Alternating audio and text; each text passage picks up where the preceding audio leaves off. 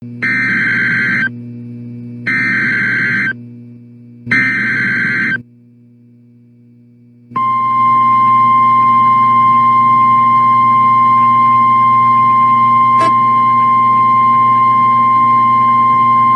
National Weather Service in Albany has issued a dust advisory for Schenectady County, northeastern Albany County, southern Saratoga County, southeastern Fulton County, Montgomery County, until 7:55 p.m.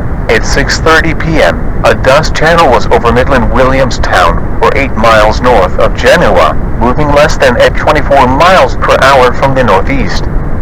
Hazard: less than 1 mile visibility with strong wind in excess of 60 miles per hour.